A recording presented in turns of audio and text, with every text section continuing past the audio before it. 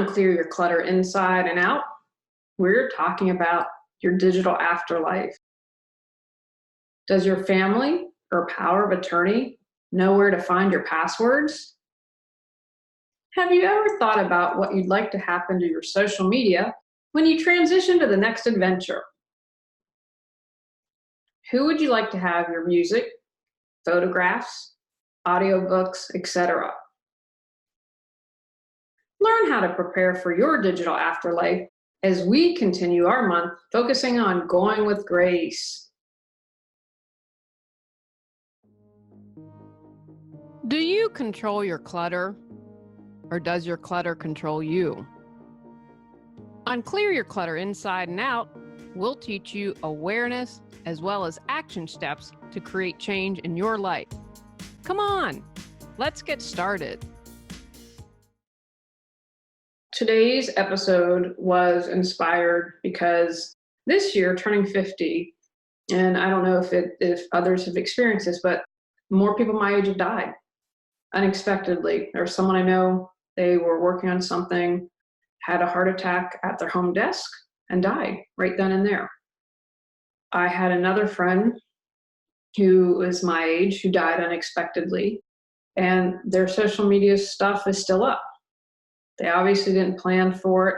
It perhaps is something the family didn't think of, and it just is kind of there. And some people might be okay with that. Others might not, especially if your stuff is private. My stuff is public because I figure that there's some hacker out there who can get into it no matter what.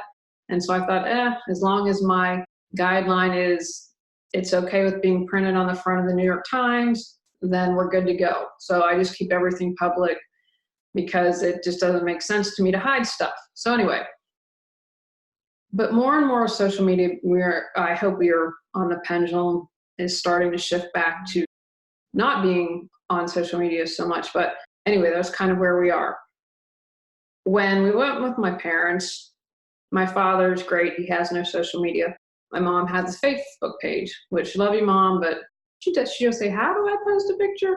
So she's not super adept at Facebook, but she still needs to make a choice. What does she desire us to do? And so that was one of the questions when we met with the attorney and accountant, my father. What do you want? How about your online accounts passwords? Have you made a document for us for that? Most people these days will have something that is digital or online. That's just the reality. You might not be on social media. If you have elderly parents, there is a decent chance. And with our age and everyone below, they're going to have something that's online. As with the other episodes this month, this is by no means a comprehensive list. I couldn't get everything that needs to be in one podcast episode. So the goal here is to get you starting, get you thinking, get you asking questions, and really thinking and making decisions about your online afterlife. Making a list, checking it twice. What are your online assets? Have you really taken the time to sit down and think about it? Because you might think, oh, I really don't have a lot. You might have online banking. I know when I joined the credit union 12 years ago, they said, hey, we can send you paper statements, but you'll pay $2 per statement. And I'm like, no way am I paying $24 a year for a paper statement. So now with the credit union, all our online is banking. And I'll have to admit, there are some things that I could upgrade and do online. I'm not quite there yet because with all of these hackers and everything, it makes me nervous. But the reality is I have stuff online. What about insurance? I know when we were getting home insurance and we had to get our loan, had to purchase home insurance for our new house for an entire year. So Tony has USAA because he was in the military. All of that was done online. Now they had support, obviously, if we had questions and could call, but our insurance is now, for the most part, online. Auto, life, all of that. What are your online assets? What other accounts do you have online? Utilities. I know the utility is trying to get us to do everything online. I'm not there yet. That goes again with my fear of, well, what if you get hacked? You have all this information that you have to provide. We are going to get solar. The 30% credit ends this year, and we talked a lot about it with some other credits we're going for it. Well, they have a really cool, groovy little online app, and that might, I haven't found this out yet, might force us to do our electric and have all of that online, because we'll be giving power back and using that when it's dark at night. And so anyway, all of that is probably going to be moved online for us. How about subscriptions? What do you subscribe to that's online? Maybe you have a magazine. I subscribed to Vanity Fair for a while. I need to resubscribe because they have really great articles. I really like that. But they have an online, if you have a subscription, they have an online portal. How about your library? Recently moved to a small town, have a great library. And if I want a book, I do all of that online. I say, hey, when the book's in, text me. Don't email me, call me, text me, and let me know. So think about it. I mean, there's so many things. I remember I still have a library card. It's all electronic now. I remember the kid getting a library card, but there seems to be just this continual shift. I don't see everything. I think I see hopefully the pendulum swing with social media, but things I think we're going to get more and more online. So start writing down all of those accounts. Brainstorm on that. Which leads me right into social media. What are all your accounts? And if you're like me, you might have a professional and a personal account. You may have many there. I have found with social media, I'm doing a better job of being on less online, but I have to be for business. So I was thinking about it. I said, well, I have Facebook, which I'm on a fair amount. I also use something called Hootsuite so I can get out posts Monday through Saturday and plan that way, because I just don't have the time to do a spontaneous new post every day. I try to do that once in a while when it warrants, or like, for instance, when I'm quoted in an article, okay, here, boom, and I'll share it that day, but I have to make sure that content is constantly out there. So I have Facebook, I have Twitter, I have YouTube, I have Instagram, I'm on Google, and actually I have 2 accounts on Google, although, they tad up. Isn't this awful? I can't even think of it. Google, it wasn't a success, so Google took it away. Whatever the Google social media experiment that failed was, I was on that. But I have, for my old business, Healing Through Organization, I have an account, and the Reawaken Your Brilliance under that is Google. I'm on LinkedIn, and I'm on Tumblr. Not on Tumblr that much. I believe I posted something that maybe posts when my podcast comes out. And I'm probably forgetting something on this list. And I'm more active on some of these things than others. I mean, you could spend your entire life on social media. Like, I'm not on Snapchat. I'm trying to think what the other thing that, for instance, as my niece said to me, you can post a hockey picture of us on Facebook because that's not popular, but you're not allowed to post it on Instagram. So apparently, as I've been told by my other niece, that old people are on Facebook. Thank you, Claire and Emma. But all those accounts, what are you going to want to do with them? Do you want to make a memorial account? Do you want them closed? How do you want to handle all that? When you prepare for death, you can live your life fully. Where is all that information to your online assets, and would people know how to find it? What do you want people to remember about you? If you were to die suddenly, who would take care of your pets? Julie Coraccio can support you in end-of-life planning and organization. Visit reawakenyourbrilliance.com to learn more. Business. Maybe you own a big old business, or you're an entrepreneur or solopreneur, or perhaps you're a blogger. What do you have for business?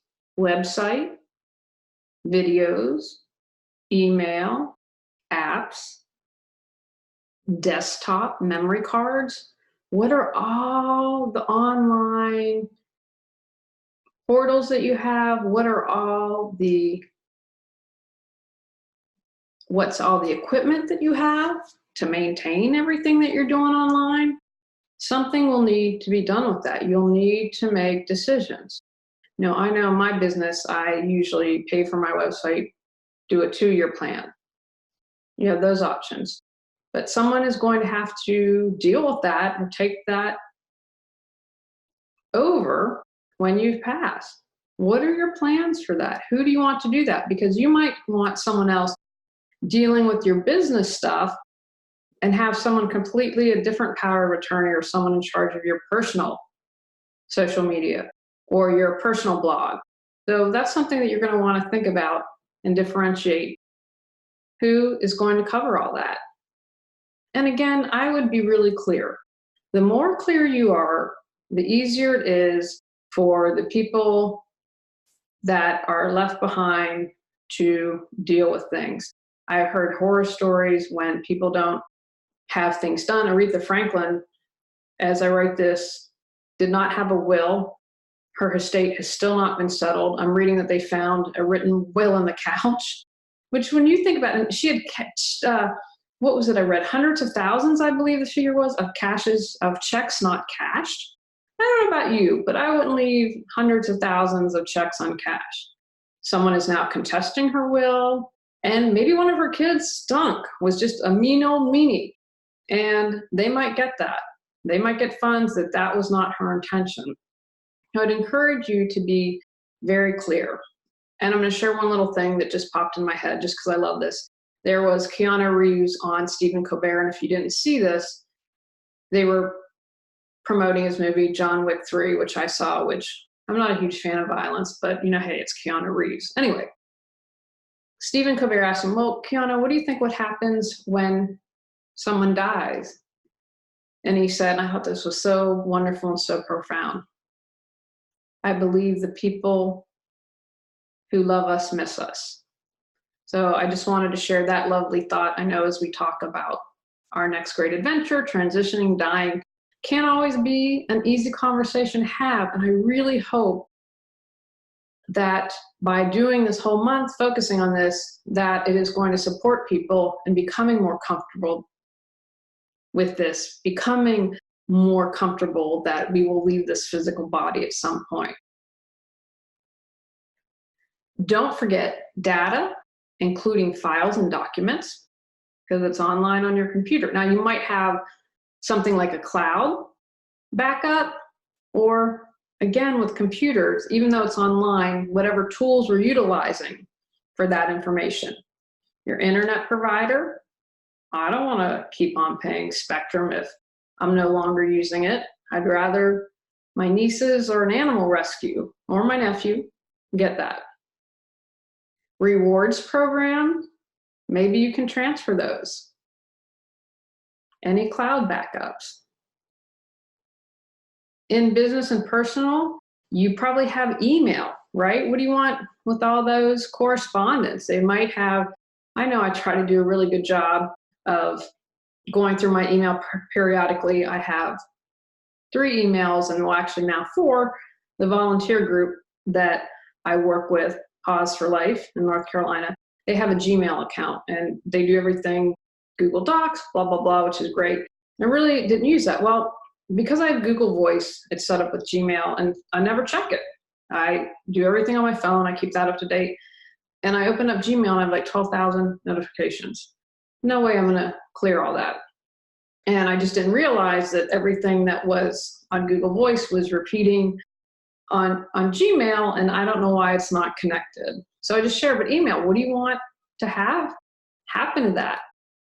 What about online communities? Maybe you have shared intimate information. I know in some of the groups I'm on, people have shared what I consider to be very personal information. Perhaps if when they go, they don't want that information shared. So if there's a way to delete all that, those are some things you'll want to think about. What about your games, movies, and music? If you paid for that, wouldn't you like someone to have that? You may have rewards, or like I mentioned a moment ago, library or subscriptions. a lot of that information online. And I encourage you, again, remember, can someone handle both personal and professional, or do you need to have separate people making decisions and reviewing that? And finally, you'll want to think about all items you use to access your digital stuff. Hardware, such as cell phones, backup drives. I'm about to venture into a backup drive. Let's hope that it works. Tablets and computers. All the ways that you use to access your digital information. Now, I'm going to encourage you to make a master list. I love lists. I don't know what I would do with that list. But include in that list, and I would, again, on a Word or Excel document, have categories, make it easy on the person. How to access the information. For example, you're going to need logins or passwords. If you have gotten a tool such as LastPass and have one major password and it connects with everything, that'll make it easier. But give the login, have the link, so boom, they can log in right away. Make it as easy on people as possible. Because remember, you're gone. You're not around in physical form anymore, and they will be heartbroken. So allow them, give them the gift of allowing them to grieve. Take the time to contemplate about what you'd really like done with all your accounts, especially really public items like social media. And as you're thinking about that, do you want an online memorial? Something like legacy.com. Maybe you would like to share with people some ideas that are really important for you. And that way, not only people that you're close with, but others might be able to access that. Who do you want to be in charge? As I've mentioned, you may have someone handling your digital footprint that's separate from the person who's in charge of your estate, because there might be decisions that have to be made when you're gone. I really encourage you to take the time, figure out your online afterlife, and it's really good information for you while you're still alive to have, having easy access to logins, because, you know, gosh forbid that someone attacks your computer. I got this thing, I guess they targeted, I'm thinking, you know, really? I'm who you want to target? I think you'd want to target someone with big bucks, but hey, I'm not a criminal, so I don't know. They claim to have pictures of me doing something that I would not want to be made public. And I kind of cracked up. I'm like, well, first of all, you're my spam file. But it's one of those things, they have held people hostage and have threatened to do it. And I really was like, okay, hey, release it. You know, maybe I'll get some more fans. But I'm like, I'm not paying you. I think $1,000, whatever it was. So anyway, they target people, but they could potentially harm your computer. If you have a list of your login, your password, I know on Mac they have keychain, but you know, I'm not opposed to keychain. Can be okay. I think in addition to keychain, having a list is nice. It have website, login, password, boom, all the information you need is right there. So if perhaps you can't access something online and you need to go to another computer, you have all the information you need. So I'm a huge fan of, you know, print it out if you'd like and have a paper copy, keep it with all of your estate documents. I think that that's a really good idea. Or an estate planning folder that is not online, that's just on your computer that you can easily access. I'm a huge fan of that. Take action from today's podcast. Create a list of your digital assets. Contemplate what you'd like to do with your social media, music, data, business and personal accounts. Write a document with all of your digital assets that include pertinent information like logins and passwords. Designate a person to be in charge of your digital afterlife.